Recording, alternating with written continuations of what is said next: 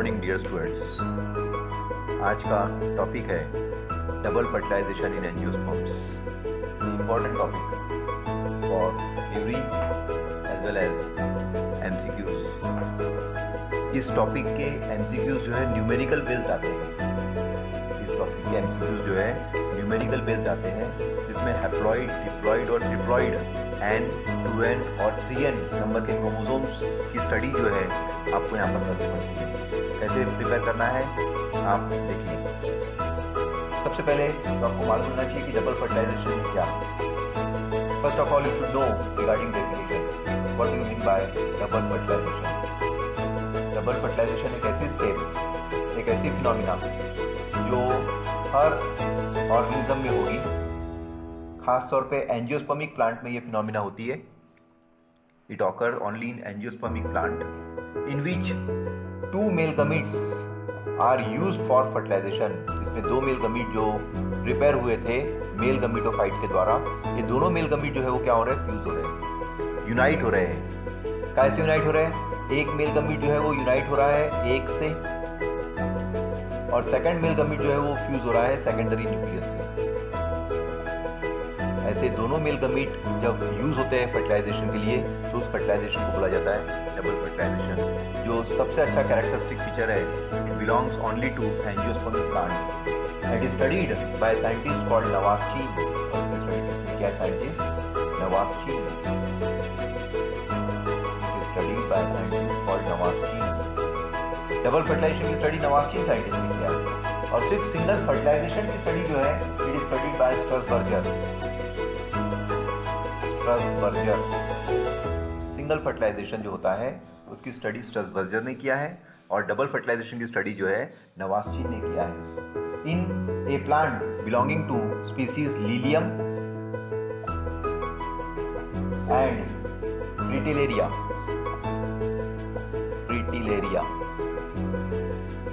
दो प्लांट्स है जिसमें ये स्टडी जो है की गई है।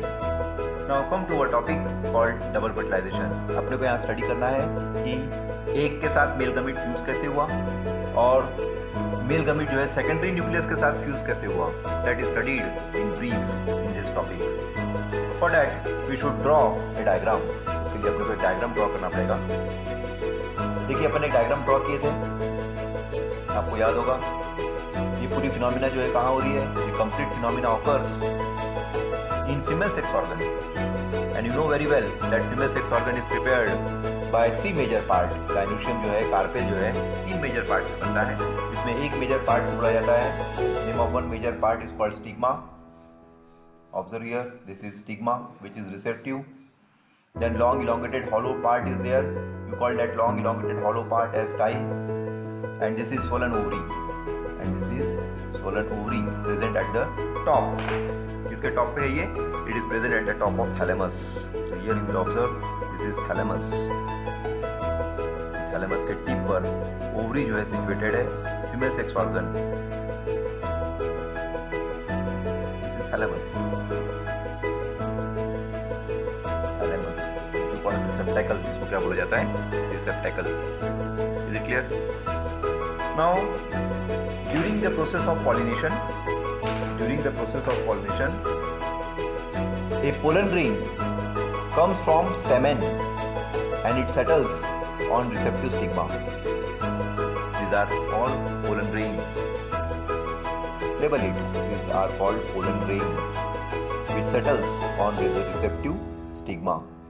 During 2 nuclei structure, name of one nuclei structure is called tube cell and name of one nuclei structure is called generative cell. इसका था 2-celled pollen grain जो है स्टिग्मा के ऊपर क्या हुआ, सेटल हुआ by process called pollination. Now this compatible pollen grain one settle on stigma, it absorbs the sugary material present in stigma. Stigma में जो शुगरी मटेरियल है वो पूरा शुगरी मटेरियल जो है ये क्या करेगा, एब्जॉर्ब करेगा। And once the absorption starts, the pollen grain will swell and it starts developing a hollow pollen tube. This pollen tube starts developing by penetrating the germ pore of pollen grain, and from that germ pore a long elongated tube will run. This long elongated tube starts running from stigma, then it enters through style, and finally it get entered inside the ovary and inside the ovule. This is called germinating pollen tube. This pollen tube carry 2 male gametes. ये जो pollen tube form हुई है, इस pollen tube के अंदर में क्या है, 2 मेल गमीट है. Here you will draw 2 male gametes which are non-motile. 2 male gamete है जो non-motile है. Even then it move with the help of cytoplasmic mass. उसके बावजूद भी ये मूव हो रहा है cytoplasmic mass के through. And at the tip of this pollen tube there is tube nucleus. और उसके टिप पर क्या मौजूद है, tube nucleus. This is tube nucleus which helps to form pollen tube and elongate it. और वो pollen tube को elongate करेगा having cytoplasmic mass. You will observe that the cytoplasmic mass present, cytoplasmic fluid present inside the pollen tube. Is it clear? Now when you observe the ovary, inside the ovary there is arrangement of ovule. Upon discuss किए थे इसके पहले. Ovary के अंदर में क्या की arrangement करती है, ओव्यूल की अरेंजमेंट करती है. उस ओव्यूल में एंडोस्पर्म रहता है, फीमेल गमीटोफाइट है जिसको एम्ब्रियोसैक बोला जाता है. Here will observe this is nucellus, parenchymata cell से बना हुआ है. This parenchymata cells which you call nucellus is well covered and protected from all side. That protective covering of this nucellus is called as integument. Total 2 integuments are there. One is outer integument and one is inner integument, which are protective, and it protects the nucellus from all sides in such a manner. कैसे protect किया हुआ है कि लोअरमोस्ट part में small opening है, small पोर है. This small opening is called micropyle. ये जो छोटा सा ओपनिंग है बेस पे, उसको क्या बोला जाता है, माइक्रोपाइलर एंड. और जो ऊपर का कवर्ड एंड है, पैक्ड एंड है, उस कवर्ड एंड को बोला जाता है chalaza end, chalaza. And in the middle of this ovule, in the middle of this embryo sac is present inside the nucellus. This is embryo sac which carry 8 nuclei structure. जिसमें क्या है, 8 nuclei structure है. Out of 8 nuclei structure, 3 nuclei structure are present towards chalazial end. 3 nuclei structure जो है chalazial end की तरफ है, जिसको अपन ने नाम दिए थे antipodal cell. These are antipodal cell. 3 nuclei structure are present at the micropylar end.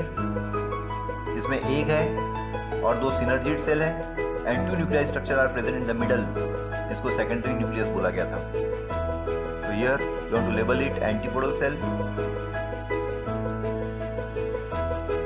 Antipodal cell. In the middle label it secondary nucleus. जो polar nuclei था पहले fused हो गया, इसे secondary nucleus which is diploid. And in the middle there is haploid cell which you call egg. अभी जो pollen tube form हुई थी, now this pollen tube starts elongating and it starts passing through the style, then it enter inside ovary, and once it enter inside the ovary it get a opening at the base. और इसको opening कहाँ से मिल रही है, base से. तो एक ऐसी प्रोसेस जिसमें पोलन ट्यूब एंटर कर रही है माइक्रोपाइलर रीजन से. Here a phenomena will occur in which pollen tube enters through micropyle. You call that process in which pollen tube enters through micropyle as porogamy.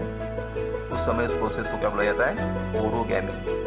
Porogamy is a process in which pollen tube enters by penetrating the micropyle is described as porogamy. In some plants, the pollen tube may enter by penetrating the integument also. At that time, the phenomena is described as mesogamy. उस समय phenomena को क्या बोला जाएगा, mesogamy. In some plants the pollen tube में enter by penetrating the chalaza. Chalazal end से भी pollen tube जो है एंटर करती है. At the time the phenomena is called as chalazogamy. उस समय फिनोमिना को क्या बोला जाता है, चलेजोगैमी. यहाँ पर आप देखें 2 मेल गमीट जो है वो नॉन मोटाइल थे. Here 2 male gametes they are non motile. Even then they move. उसके बावजूद भी वो क्या कर रहे हैं, मूव हो रहे हैं. किसके थ्रू, साइटोप्लाज्मिक मटेरियल के थ्रू वो पोलन ट्यूब के अंदर से मूव हो रहे हैं. You call that phenomena as siphonogamy. उस उस समय उस टर्म को क्या बोला जाता है? सिफोनोगैमी. Siphon means hollow tube, and through that hollow tube, two non-motile male gamete will run. That's why the biological term used here is siphonogamy. And finally, the pollen tube enters through synergid, because in synergids some special material is there. You call that special cells as filiform apparatus.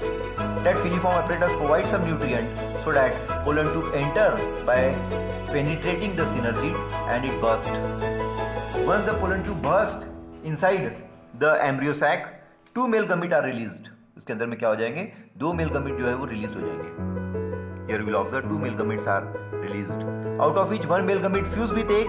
इसमें एक male gamete जो है वो egg से fuse हो गया. Once a haploid male gamete fuse with haploid female gamete, a diploid phenomena is occurred. You call this diploid phenomena as syngamy. उस समय इस diploid phenomena को क्या बोला जाता है? Syngamy. And once syngamy takes place, a first fertilization process occur. जैसे syngamy हुआ, इसका मतलब यहाँ पर first fertilization हो गया. और उस first fertilization के दौरान diploid जो condition बनी है, you call this diploid condition as zygote. उस diploid condition को क्या बोला जाएगा? Zygote. Now one male gamete will left. This second male gamete now fuse with secondary nucleus. अब जो second male gamete है वो कैसे fuse हुआ? Secondary nucleus से fuse हुआ. So that a triploid condition is observed. जिसके कारण यहाँ पर कौन सी condition बनेगी? Triploid condition बनेगी. And you call this triploid condition as PEN. और इस triploid condition को क्या बोला जाता है? PEN. इसका full form है Primary Endosperm Nucleus, which is the second fertilization. जो क्या है? Second fertilization है. And you call this second fertilization as triple fusion. और ये जो second fertilization हुआ है इसको क्या बोला जाता है? Triple fusion. So here you will observe two fertilization occur at two different places, in which one male gamete fuse with egg to form diploid zygote, and second male gamete fuse with secondary nucleus to form triploid primary endosperm nucleus. So that at a time two fertilization at two different places takes place. So that fertilization is described as a double fertilization, which is the most important topic in this chapter.